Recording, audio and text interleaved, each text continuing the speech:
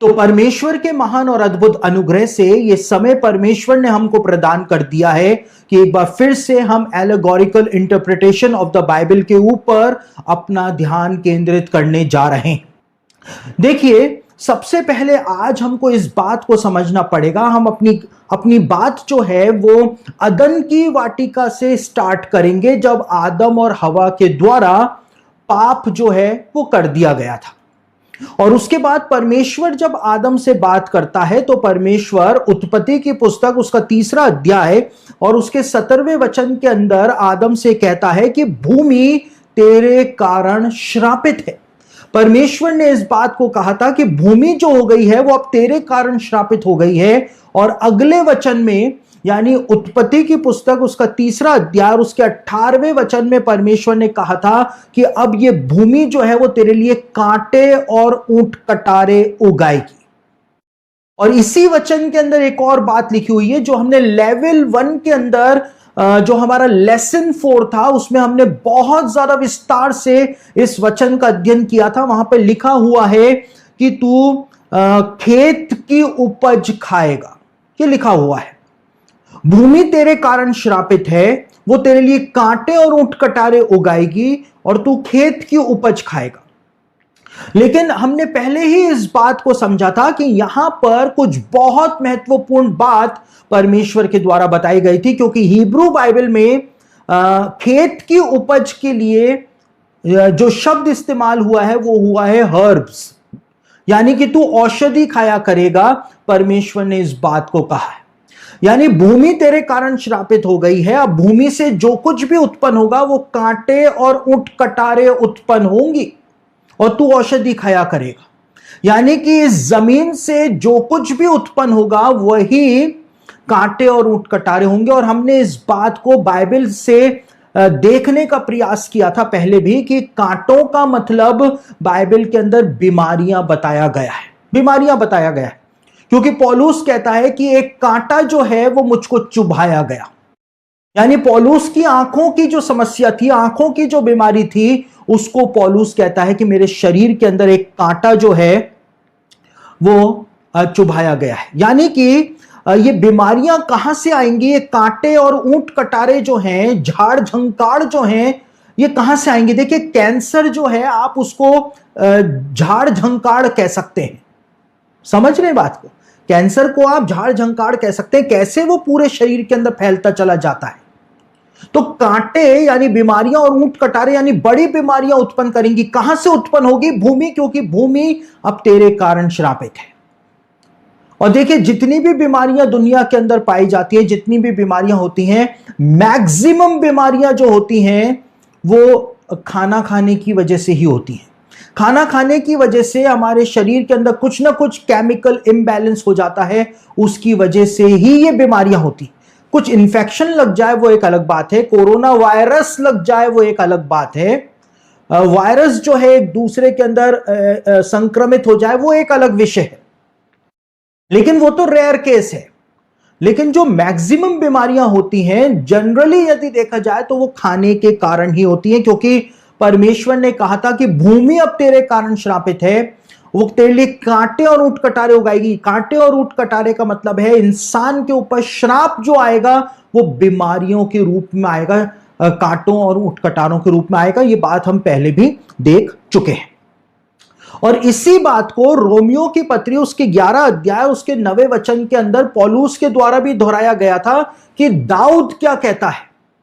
दाऊद क्या कहता है, इस बात को पौलुस ने बताया था रोमियो की पत्री 11 अध्याय उसके 9वें वचन में कि उनका भोजन उनके लिए दंड का कारण हो जाए, उनका भोजन उनके लिए जाल फंदा बन जाए।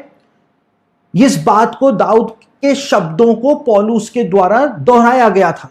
यानी भोजन जो है वो दंड का कारण भी बन सकता है यदि हम परमेश्वर के साथ साथ नहीं चल रहे। समझ रहे हैं ना बात को? तो भोजन दंड का कारण कैसे बनेगा? जब हम कुछ खाते हैं तो उस खाने से इंसान को बीमारियां हो जाती हैं। जरूरी नहीं है कि रोज जो खा रहे हैं उससे हो जाए, लेकिन रोज जो खा रहे हैं वो भी फ्यूचर में जाके कभी ना कभी बीमारी उत्पन्न कर देता है। लोगों को डायबिटीज क्यों होती है? खाने के कारण। समझ रहे? अगर नहीं खाते तो डायबिटीज होती भी नहीं। अब नहीं खाएंगे तो जिएंगे कैसे? अब कोई आइसक्रीम से भरा हुआ बोल ला करके सामने रख दे और कहे आप मत खाओ, तो क्या आपका मन मान जाएगा? नहीं मानेगा। और इसी बात को अय्यूब की पुस्तक उसका 20 अध्याय उसके 14वें वचन के अंदर भी बताया हुआ है कि वहां पर नामाती सोपर जो है, अय्यूब की पुस्तक में नामाती सोपर जो है वो कहता है कि उनका भोजन उनके पेट में पलटेगा और नाग का सा विष बन जाएगा, यानी कि जहर बन जाएगा। क्या जहर बन जाएगा? भोजन बन जाएगा जहर।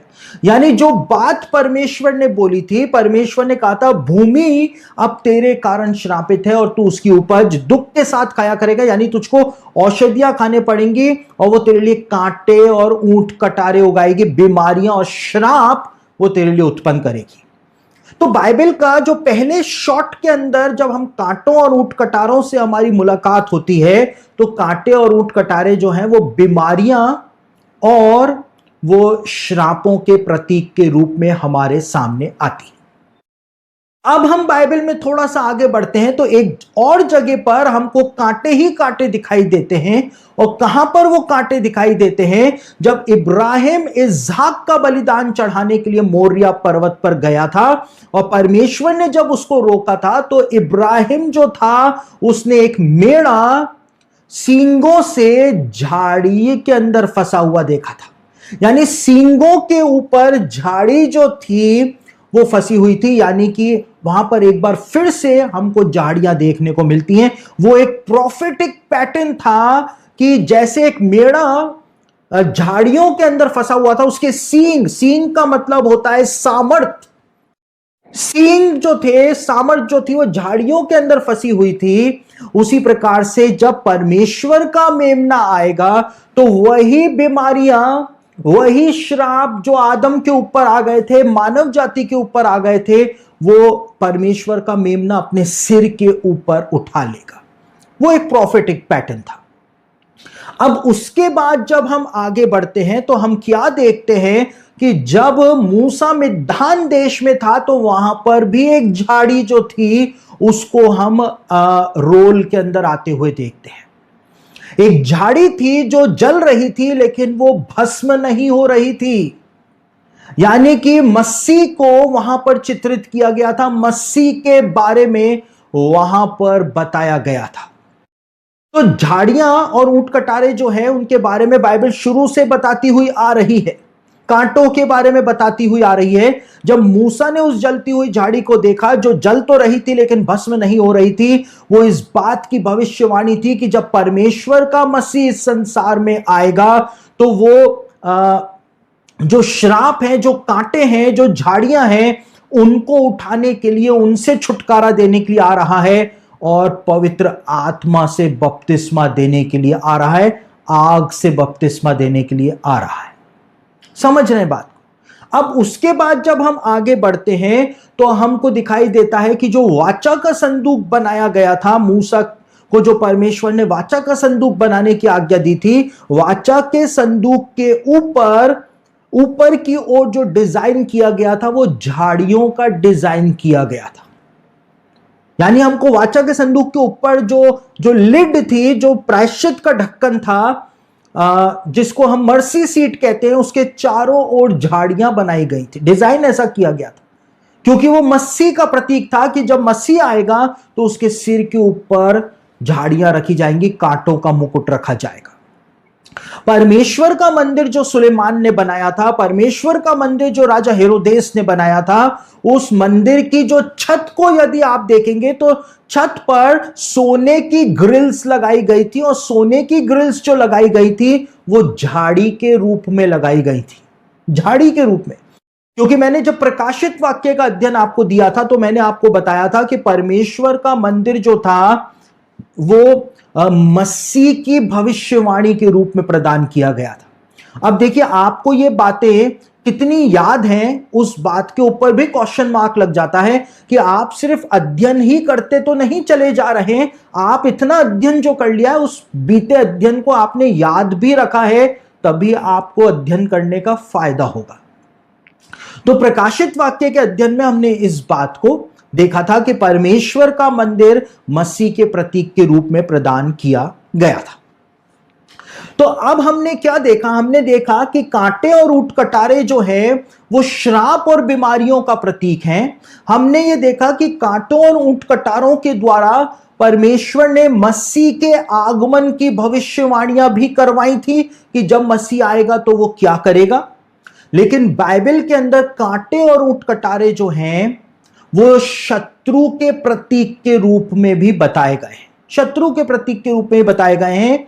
और गिनती की पुस्तक के अंदर, गिनती की पुस्तक उसका 33 अध्याय उसके 55वें वचन को यदि आप पढ़ेंगे, नंबर्स 55 को यदि आप पढ़ेंगे तो वहां पर इस बात को बताया हुआ है। परमेश्वर ने भी इस बात को कहा, मूसा ने कहा कि अगर तुम परमेश्वर के साथ साथ नहीं चलोगे तो परमेश्वर कनान देश में रहने वाली जातियों को तुम्हारे सामने से नहीं निकालेगा, और यदि नहीं निकालेगा तो वो जातियां तुम्हारे पंजर में कांटों के समान बन जाएंगी।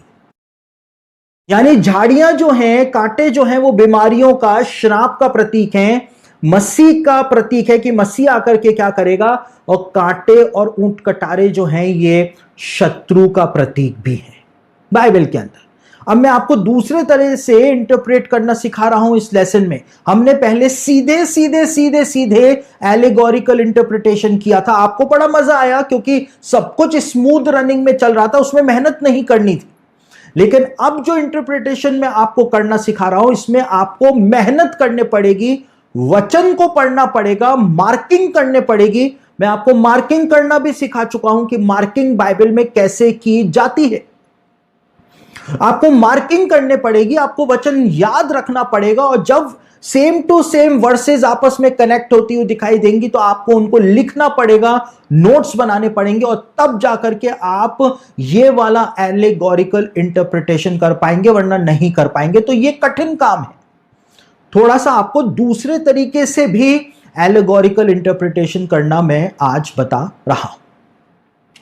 अब यहोशू की पुस्तक उसका 23 अध्याय उसके 13वें वचन के अंदर भी इसी बात को यहोशू के द्वारा कहा गया था कि जो शत्रु हैं, यदि इजरायली परमेश्वर के साथ साथ नहीं चलेंगे तो परमेश्वर शत्रुओं को कनान देश से नहीं निकालेगा, और वो इजरायलियों के पसली के अंदर कांटे की तरह चुभते रहेंगे।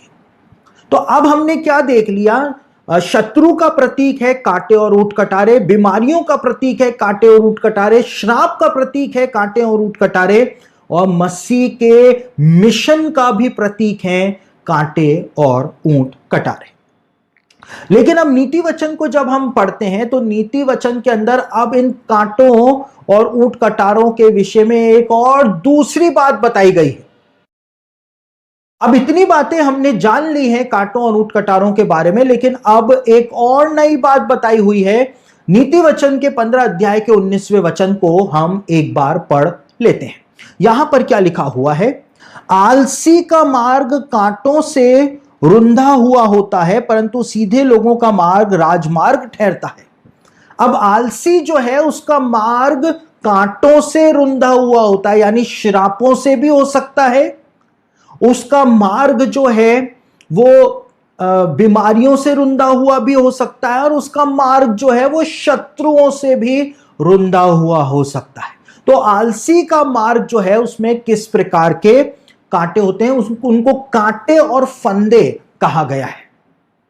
एक और वचन को हम पढ़ लेते हैं, नीति वचन उसका 22 अध्याय उसके 5वें वचन के अंदर क्या लिखा हुआ है, टेढ़े मनुष्य के मार्ग में कांटे और फंदे रहते हैं। देखिए यहां पर क्या बताया हुआ है, टेढ़ा मनुष्य जो है, जो परमेश्वर के साथ सीधा नहीं है, उसके मार्ग में कांटे और फंदे रहते हैं। यानी परमेश्वर का श्राप हो सकता है, बीमारियां हो सकती हैं, शत्रु हो सकते हैं, और उसके मार्ग में षड्यंत्र होते हैं। यह बात नीति वचन में लिखी हुई। तो कांटे और ऊंट कटारे जो हैं उनके विषय में हमने कितनी अलग अलग अलग अलग बातों को जाना, और वही कांटे और ऊंट कटारे जो थे उनका एक मुकुट बनाया गया, और उनका मुकुट बना करके उसको मसीह के, यीशु मसीह के सिर के ऊपर जब ठूस दिया गया, उसको ठोका गया, और बाइबल के स्कॉलर्स बताते हैं कि जिन कांटों से वो मुकुट बना था वो लगभग लगभग 4 इंच लंबे कांटे हुआ करते थे और वो मसीह की कनपट्टियों के अंदर तक गड़ गए होंगे, इतने मोटे और सख्त कांटे वो हुआ करते थे। और मसीह की कनपट्टियों में से भी खून जो है, स्कल में से खून जो है वो निकल करके बह रहा होगा।